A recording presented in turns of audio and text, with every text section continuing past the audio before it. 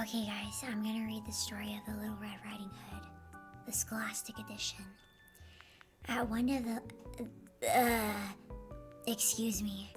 At one end of the long-lost wood where the wise owl watched for the wolves, there lived a little girl. Whenever the wind whistled, she wore a warm scarlet cloak, so the animals called her Little Red Riding Hood. And then an owl basically said, you gotta take these sweet cherry pies to Grandma's house and follow the path, and never speak to the big bad wolf. Little Red Riding Hood skipped away, and followed the twisty path and jumped over the puddles, until she came to a bramble bush. The thorns spiked her in the butt, and I think she got stuck. Keep still, my dear, boomed a voice. I'll soon set you free.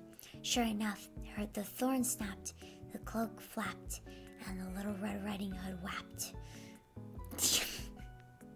Sorry, thank you, she cried, but all she could see was a dark, tall shape standing in the shadows.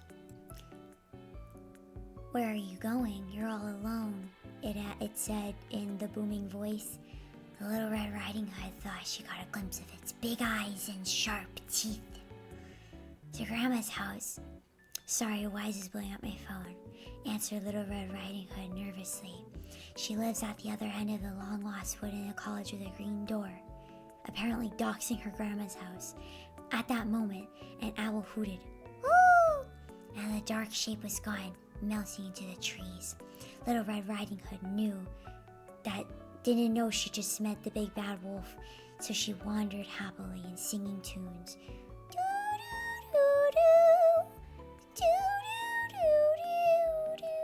Anyway, meanwhile, the hungry wolf raced to the grandma's house and knocked on her door.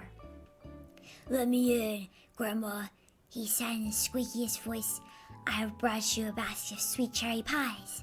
But Grandma put on her two pointy shoes and let him in. What? I'm afraid she did. Poor Grandma and her Little Red Riding Hood reached college too late. "Let me in, Grandma," she called merrily. "I have brought you a basket of sweet cherry pies." "Let yourself in," replied a croaky voice. "I'm in bed with a nasty cold." Little Red Riding Hood lifted the latch and stepped inside. Someone was tucked in bed wearing Grandma's favorite nightcap. The room was just dark, so Little Red Riding Hood crept closer. "Grandma," she whispered, "what big eyes you got?" "All better to see you," said the voice. With a sneeze, their nightcap fell off. "Grandma," gasped Little Red Riding Hood, "what big ears you've got." "All better with to hear you." "Grandma, what big teeth you got." "All the better to eat you with." "Wait, you're not my grandma," shrieked Little Red Riding Hood. And the wolf went, "Urgh, and that's why you should never speak to the bad wolf." Now Little Red Riding Hood saw his fat tummy and screamed, "Help, help! The big bad wolf ate my grandma, and what's he even do?"